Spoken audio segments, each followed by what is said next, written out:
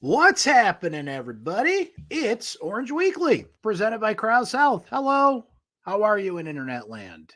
I'll tell you, I'm great because it is freaking gorgeous in central New York. Man, I don't think there's been a cloud in the sky all week. We need it. We're baking in the vitamin D and we're loving it. So I hope you're having a great day wherever you're watching today.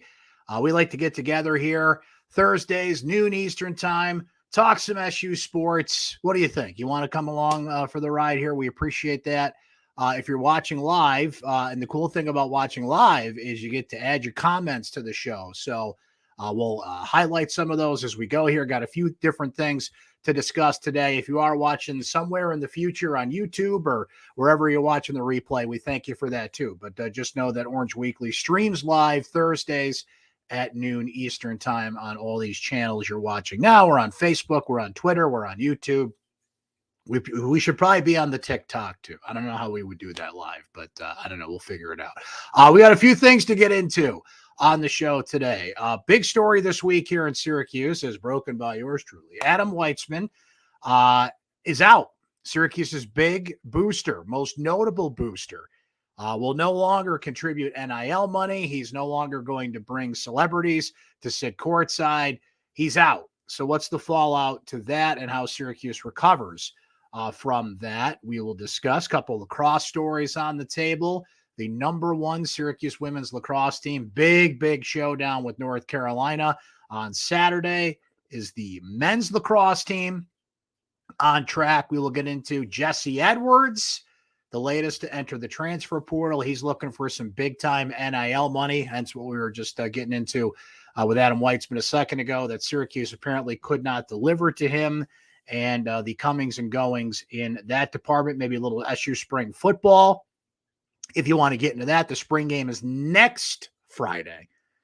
So they're closing down spring football pretty quickly here. We can get into that or whatever you guys want to talk about. Open forum for you. Let's go. Let's rock and roll here. As mentioned, we'll highlight some of your comments as we go here. Michael Antonio starts us off. What kind of mess is this program in now?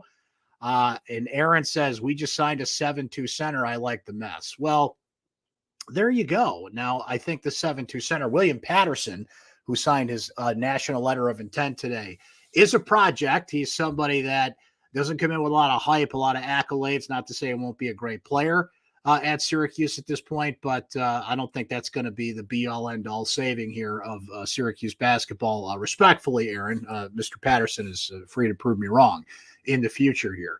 But Michael Antonio brings up an interesting point, that this program is in kind of a mess.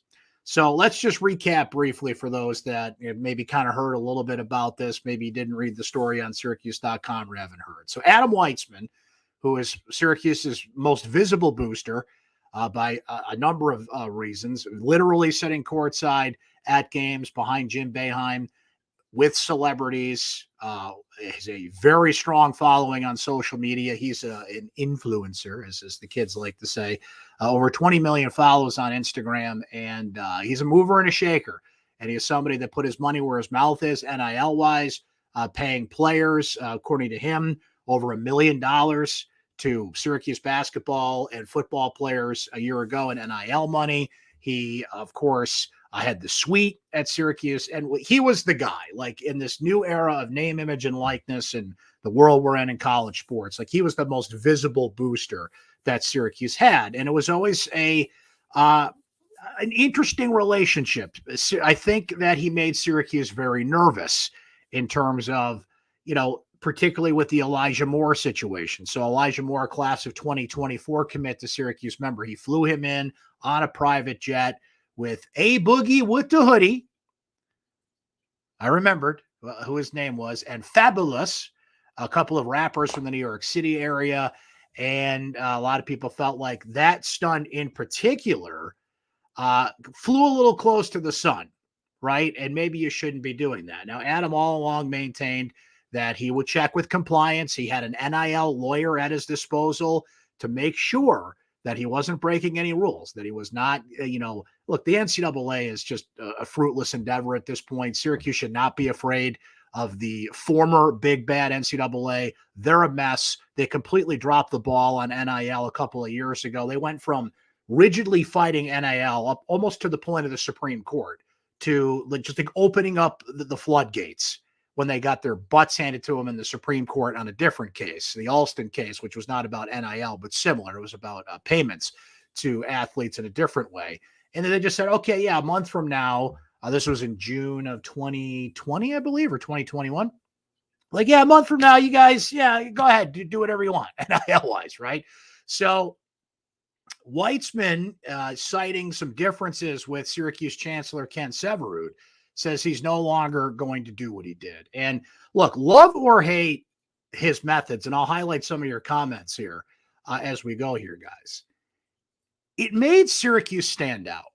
Okay, NIL, the transfer portal, the way that college sports is today, you are in a very crowded field. Everybody's got to do the same thing. They've got to have collectives, and they've got to have NIL stores, and they've got to figure out a way to funnel money to athletes. Now, remember, schools cannot pay athletes directly, right? It has to be done in this name, image, and likeness way where boosters, where local businesses, where entities in the community find a way to compensate these athletes for, as we noted, their name, image, and likeness. This is not something that Syracuse can do directly, but now can do directly in the sense of, I mentioned, the NIL store, the collectives, the nonprofits.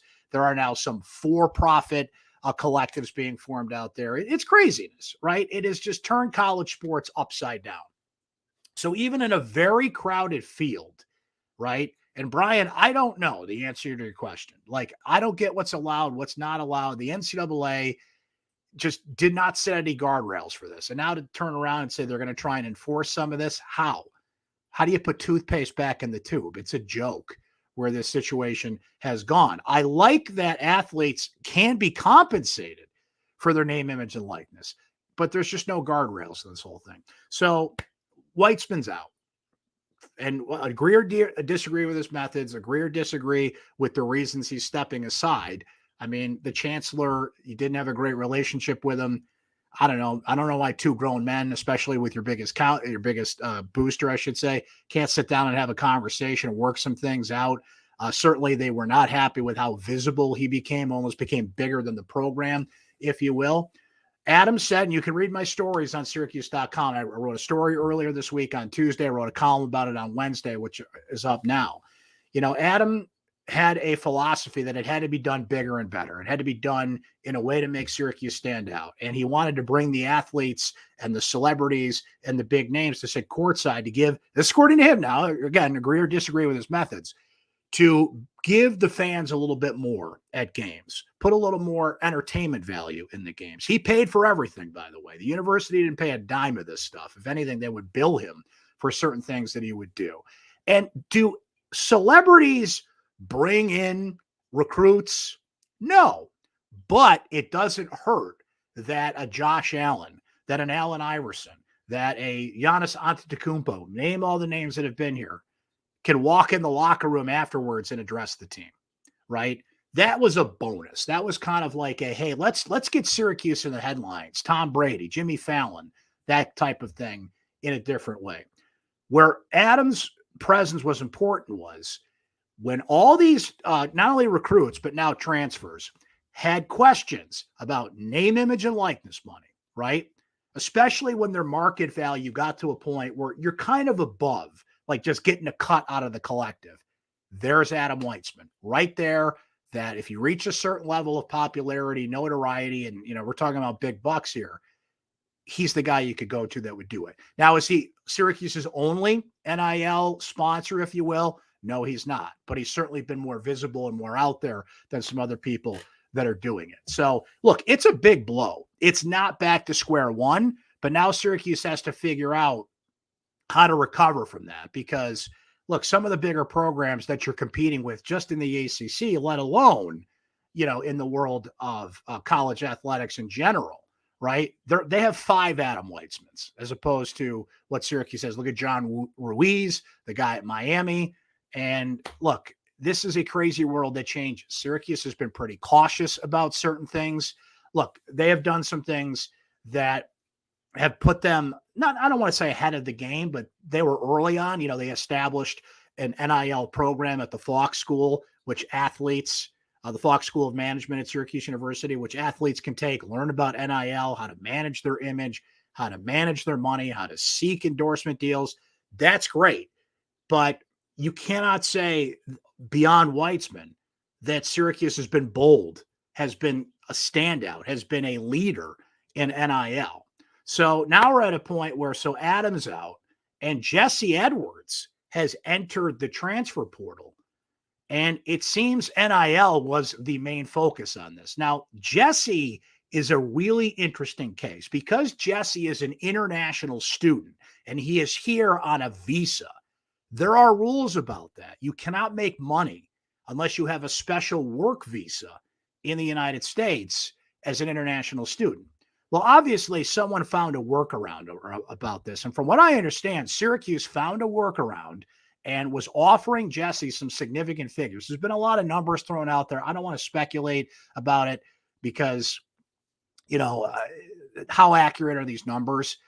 But guys, we're talking about, in the hundreds of thousands of dollars. I'm going to put it to you that way. Okay. That's how much money is being thrown out there for these big time targets in the transfer portal. And Jesse Edwards, to his credit, has shot to the top of the list of available players. The top available player, frankly, is Hunter Dickinson, the center from Michigan, who Syracuse did have a Zoom call with this week. So they are at least trying to fill the Jesse Edwards hole with a big time talent like him.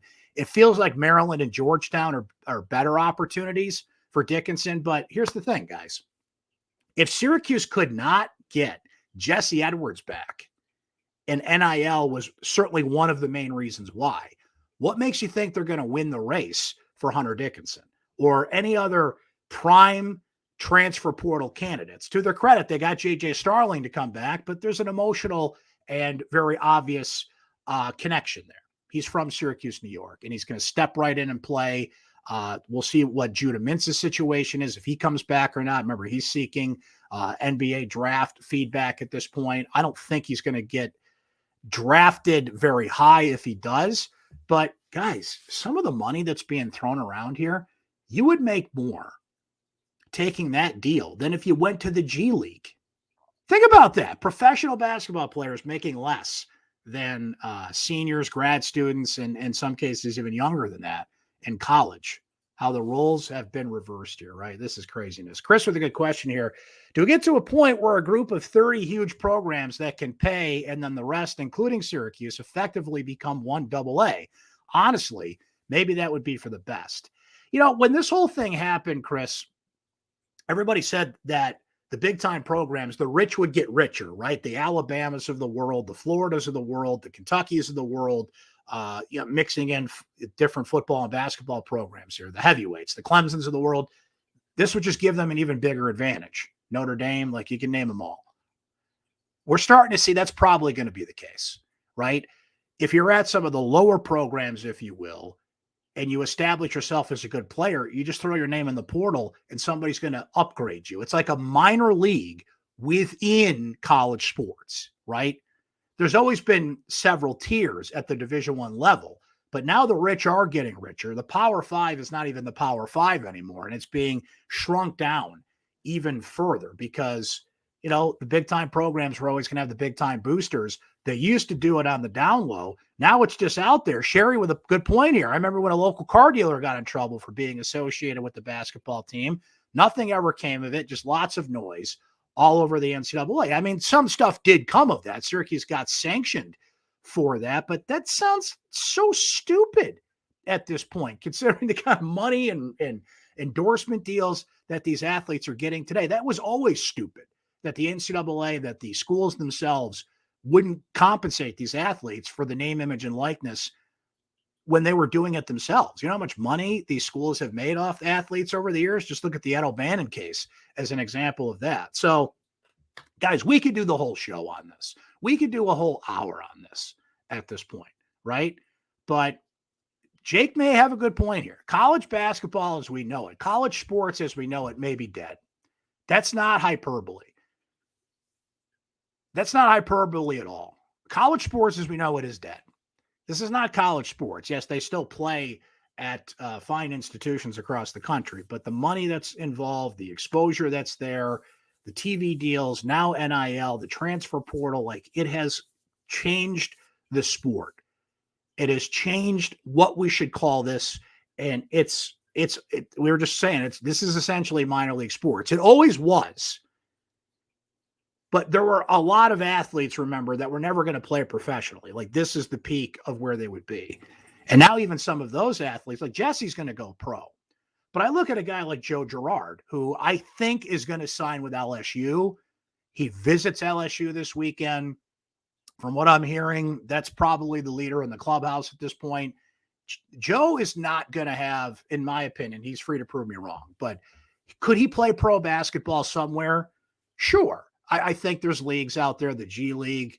There's certainly international opportunities for Joe Girard, but is he going to have like a 10 to 12 year extended professional career? I think the odds are against him there. So if Joe can cash in, be it at Syracuse, at LSU, or wherever he's going to go for significant amounts of money, which we're hearing, in some cases, hundreds of thousands of dollars in NIL money, why the heck wouldn't you do it? Right. So it's craziness, but college sports as we know it dead, as somebody brought up here. I got an email from a gentleman the other day who has been a longtime Syracuse sports fan. And he said that he was very respectful about it and, wasn't like sour grapes, but was very honest about he wasn't blaming Jesse at all. It's not about him, but he said that was kind of the last straw for him to see a college athlete just flat out go somewhere else to cash in for a year. Right? Agree or disagree.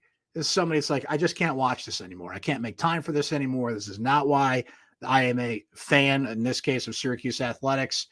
And I don't blame him at all. I really don't. It's fascinating. I'm not going to lie from a standpoint of covering this as somebody in the media, but as also somebody as a sports fan, the curiosity of it, the fascination of it. As I like to say a lot, I don't root for your team, but I root for interesting. This is as interesting as it gets. But I'd be naive to not look at it's just completely changing the course of what this is supposed to be. And I think it's why you've seen a lot of the big name coaches get out and it's, evolve or die. I get it, but I think this is hitting a threshold for a lot of people. And a ridiculousness that even those that agree that athletes should be compensated for their name, image, and likeness, and my hand's up there. I'm one of those people. Like, I don't think we saw this coming, but you reap what you sow. And you got to sleep in the bed that you made. You got to dance with the girl you brought to the prom, whatever cliche you want to put here. This is the situation the NCAA put these schools in. They're merely doing what is allowed out there. And even, stuff that's against the rules, right? If you're driving on a desert highway in the middle of the night and you haven't seen a cop for miles, like you're going to go 15 miles over the speed limit and take your chances. Maybe somebody gets caught along the way, but not enough people get caught. It's the same thing with NIL, right? You know how many schools are just completely flaunting what guidelines are even in place at this point? So how Syracuse recovers from this is going to be fascinating. And as David says here, it's just semi-pro. It has been in a big sense for a while, but now it's just out there, right? As Richard says, money's everything. The Dome should sell itself with over 30,000 people in place. So that's a big topic of discussion. Certainly you guys can keep discussing that here. But moving on to a couple of other things that are going on that I wanted to hit. Shout out to the Syracuse women's lacrosse team. 14-0. Program record is 15 straight games. And if Syracuse is going to get that this weekend, they've got a big test ahead. And I'm fascinated to see kind of the status of where Syracuse is here. Now, North Carolina is the defending national champion. North Carolina is the standard, right? That's the team you have to prove you can beat if you have aspirations to be a national championship team. Syracuse has every element that can win the national championship this year. They have depth, they have scoring, they have goaltending. Olivia Adamson has been just a godsend for Syracuse, in that Kate Mashevsky got hurt earlier this year, who was one of the best draw control specialists, that's like face-offs, in the country. Olivia Adamson has stepped in, and they have not skipped a beat. It's been incredible to see. So Syracuse, for the most part, knock on wood, they've had a couple of injuries, but nowhere near the freakish rate of injuries they had a year ago, right? This is a true blue national championship contender. They have steamrolled people all year. Nobody has come close to challenging Syracuse short of Northwestern very early in the season. But now you get North Carolina on Saturday, and you get Boston College next week, which was originally going to be at the Dome, but now it's going to be played outside at the SU Soccer Stadium. Hopefully we have great weather like we had this week for that matchup here. North Carolina and Boston College are two tough tests. Then Syracuse will play in the ACC tournament, and we'll see from here. But you already had a men's soccer program win a national championship, and the women's lacrosse team is right there in that conversation of being potentially the second national champion at Syracuse this year. North Carolina is really good, but they are not elite like they've been in recent years. This is as beatable and vulnerable, and I frankly think Syracuse wins a lot of the matchups in this game. On paper, you got to go out there and play Saturday at noon. This one's in Chapel Hill. You can watch it on ESPNU. But this is as good of a chance for Syracuse to truly prove like they're the best. By record, they're the best. They've been number one in the country 4 straight weeks. That's a program record. They've certainly hit the margins of victory, the goals they're scoring, the look test. They've passed every single test. But this will hold a lot of weight if they can go out there and beat North Carolina on Saturday. So that's at noon on Saturday on ESPNU. At 4 o'clock, the men's team will also play North Carolina. It's the second matchup with the Tar Heels this year. How about this? Big win for the men's team last week. First win against a ranked team in 11 tries. They took down Princeton at Princeton last week. Syracuse is on the road for the rest of the year. This game is actually at a neutral site in Maryland. Ended up being there. There's kind of like a little lacrosse event they do there. They're trying to cut back on travel expenses, and the teams that they play twice a year in the ACC schedule. It's a good kind of meet in the middle place for both North Carolina and Syracuse. And as we were saying with the women's team, it's the same deal with the men's team. This men's team was not going to get its act together and not hope to pull some of these upsets down the stretch. And guys, the rest of their schedule is brutal. Every team left's in the top 10 in the country. North Carolina, Virginia, Duke. I mean, 3 of the best programs, not only in the ACC, but in the whole country, right? The last week, now, this should be noted, Princeton is not one of the best face-off teams in the country. They were ranked 52nd in the country coming in. Syracuse is ranked 66 in the country coming in. But they dominated face-offs. Will Mark, their goaltender, another spectacular day. Joey Spolina, the freshman sensation, a 9-point game, 4 goals, 5 assists. He has been electric, and everything was humming for Syracuse at Princeton last week. The question is, how can they keep that going? Have they found their groove? And can Jack Fine continue to win the face-off battle? Syracuse lost to North Carolina earlier this year. Carolina had one of the best offensive displays of the year. They couldn't miss. Will Mark didn't have a great game in net at the Dome for Syracuse that day. So the Orange will look to have a better day in the neutral site. It's good for recruiting. Maryland is a very rich recruiting bed. It's somewhere Syracuse wants to get more of an inroads in recruiting wise. So kind of a unique setting, but we'll see if they can continue their, I don't want to say a hot streak. They've only won a game against a ranked team, but can maybe go on a hot streak to end the season. Won't be easy given the schedule they're playing. And the women's team, can they go 15-0 and knock off the one true team that passes the test? You beat North Carolina. Okay. You are officially the favorite to win the national championship, and there are just no disputes about that. A couple more of your comments here as we were talking some NIL earlier. Chris saying, I agree. I want the pros. I'll watch the NFL. Love Syracuse, but honestly, I'm at a point where if we have no chance to compete, why waste the time? Christina says some people just never going to be happy or appreciative. Person wanted to help out and bring in a little more spotlight to Syracuse. And SU and some people had negative stuff to say. People who just want to play sports for the love, but also want to be noticed. Adam did his best there. Jim says Autry's done a nice job early on, signed JJ, brought back a majority of the team in the hunt for Hunter Dickinson, kept recruit Elijah Moore. Mintz will be back if he doesn't go pro.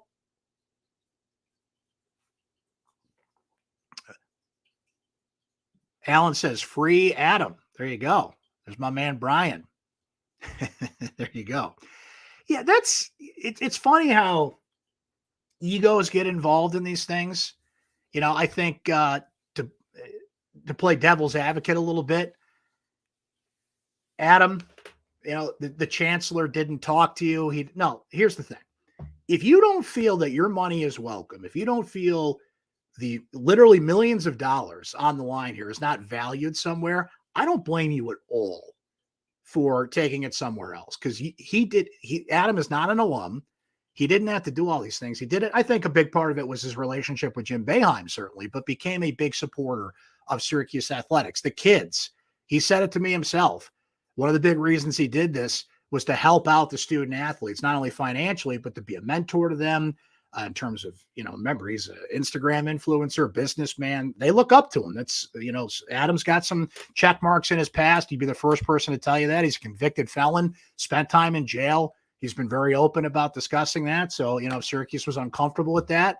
I mean, they certainly took his money for the past 4 years and then just didn't, you know, from my perception of it, didn't like the attention that went his way. And look, that's the trade-off, right? He gets more attention for whatever reasons he wants the attention for, his influencer game, whatever the case may be. That's the trade-off. Now, here's the devil's advocate thing. The chancellor doesn't like you. So what? like, who cares, right? If you truly just want to contribute to helping the kids, helping the program, all the reasons you gave, giving the fans the experience with the celebrities, like, who cares what the chancellor thinks? Who cares if he doesn't like you, right? Frankly, nobody ever hears from Ken Severud, right? He is somebody who's just, look, he runs Syracuse the way that he does. I think he's done some great things for Syracuse, particularly in how they're very committed to veterans and helping out veterans, but you never hear from the guy, right? So who cares if the chancellor doesn't like you or doesn't talk to you? Like, he doesn't talk to a lot of people. It is strange, though, that the chancellor, according to Adam, Adam said he reached out to him. Like, they never had a conversation. How does the chancellor of Syracuse University, whoever it is, not even say hello or meet or have a conversation with your biggest sports booster? Kind of weird. He kept this distance for whatever reasons that he did. But like I said, I don't root for your team, but I do root for interesting. And this is about as interesting as it gets in this sense. So we'll see where this goes. And if Adam gets back in the NIL game, the booster game at all, you know, he's got a lot of ties to Binghamton. I don't think the how can I put this? The profile of Binghamton would come close to doing what you do at Syracuse, but, you know, we shall see on that front. Let's see. Jim has a question here. Brent, have you been to football practice? How does Carlos Del Rio Wilson look? And the DB transfers from Notre Dame and Nebraska. Now, Jim, I got to be honest with you. I have not been to practice as much as Emily Liker has. So I would encourage you to read Emily's stuff. She's got a mailbag coming out with questions from readers. She's had observations about the practices she's been at, and I think she can answer your questions better than I. I've been busy with some other stuff. I just haven't been able to make it to football practice. But from what I have seen, I've been to a couple, and what I've heard from Emily, not only in reading, but in talking to Emily, you know, away from the stories, if you will, is actually Justin Lamson looks better. Now, not that Carlos Del Rio Wilson hasn't had his moments. It wasn't like an official scrimmage. It was kind of a scrimmage last Saturday. And Carlos Del Rio Wilson looked pretty good in that, whatever you want to call it, scripted practice, if you will. It wasn't a true scrimmage. The problem with Carlos Del Rio Wilson, Jim, is he's overthrowing a lot of receivers. I saw that at Pro Day when he got to throw. I've seen that at the practices I've been to. He's got to work on that. Justin Lamson looks great. Justin Lamson is the fundamentally sound, just if he had to step in and play for Garrett Schrader, and Schrader is recovering from his injury about as smoothly as can be at this point. There's been no setbacks. He had surgery, remember, on his arm. Haven't heard anything to the contrary there. Schrader should be good to go for the fall. But the backup quarterback has played at Syracuse every year for the last decade in some capacity, either by injury or by coach's choice. The last quarterback to go wire to wire was Ryan Nassib in 2012. So rest assured, the backup's going to play at Syracuse one way or the other. And I think that backup's going to be Justin Lamson. Now, both Del Rio Wilson and Lamson have mobility, right? You got to have mobility at the quarterback position in college football anyway, and you certainly have to have mobility in Jason Beck's offense. He builds it in to be a running quarterback, and we know that Garrett Schrader certainly has that skill set at this point. So I'd say at this point, it's certainly going to be Lamson as the backup. I could be wrong. Remember the spring game? Last year, Justin Lamson stood out there and essentially won the backup quarterback position. Then he got hurt. So Del Rio Wilson, he's not far behind. I'd put it 1 and 1A or 2 and 2A, if you want to say, for the backup. But they both have looked good in their own ways. It's just, I think Del Rio Wilson's got to work on overthrowing those receivers, as we mentioned. Pardon me for a second. So I certainly am planning on getting out there more next week, and will be at the spring game next Friday, and looking forward to that. We'll have all the coverage on syracuse.com. And again, I would encourage you to check out what my friend and colleague Emily Leiker has been writing about spring practice. She's been killing it, doing a great job, and has had some terrific stuff on that.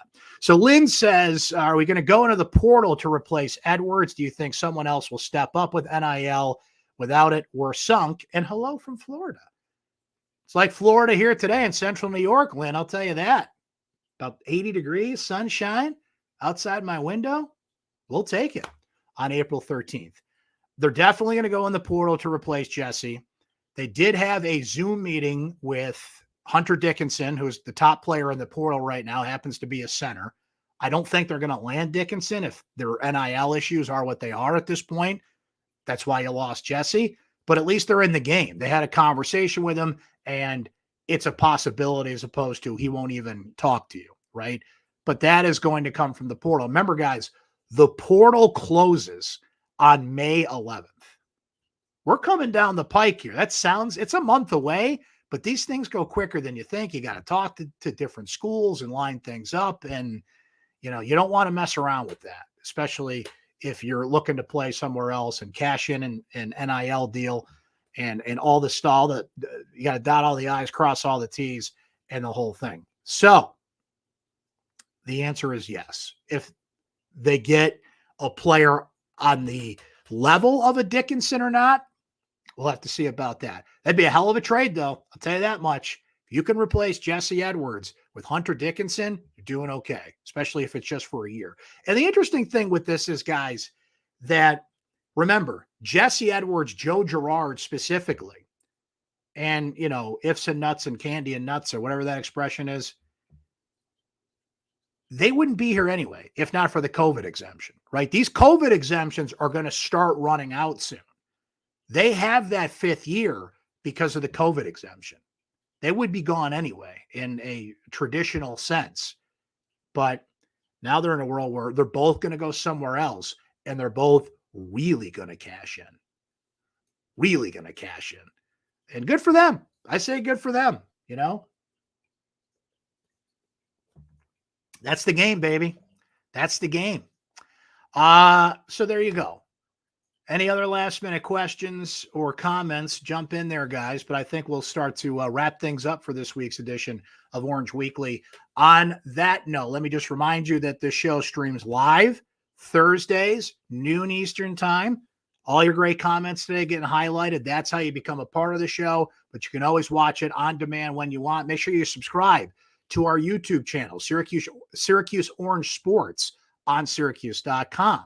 Make sure you, I think you get a notification anyway, but if you haven't already, make sure you like our Facebook pages, Syracuse Orange Football, Syracuse Orange Basketball, CNY Lacrosse.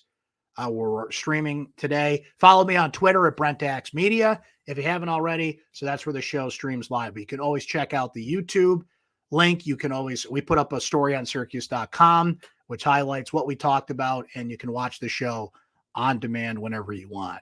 Many of you have already done this, and we thank you so much for that. The response to the Will to Win documentary has been amazing. And wow, just the feedback we've gotten from you, seeing Carmelo Anthony share it, and all the guys that were back in town for our premiere a couple weeks ago at the Landmark Theater and celebrating the 20th anniversary of the 2003, national championship team. It's been incredible. But if you haven't seen it yet, it's up. It's on YouTube. Go to our syracuse.com YouTube page, Will to Win, the story of the 20th anniversary of the 2003 national championship team. All the players, all the coaches, all the important voices. Mike Waters and company did an amazing job on this. So if you haven't seen it yet, it's up. It's on YouTube, and it is spectacular. You won't be disappointed. So go check that out. Okay. I think we'll end on that note, friends. Thank you for watching. Thank you for being a part of the show. Hope you have a great rest of your week. I know I'm going to have a great rest of the week because the sun's shining in Syracuse, New York. I think I'm going to go hit that little white ball around a little bit today. First time playing golf in like 6 months. Let's go. We're excited. Hope you're excited for the rest of the week as well. And we are excited to have you here today. This has been Orange Weekly, presented by Crouse Health. We'll talk to you next time, guys. Hope you enjoy the rest of your week.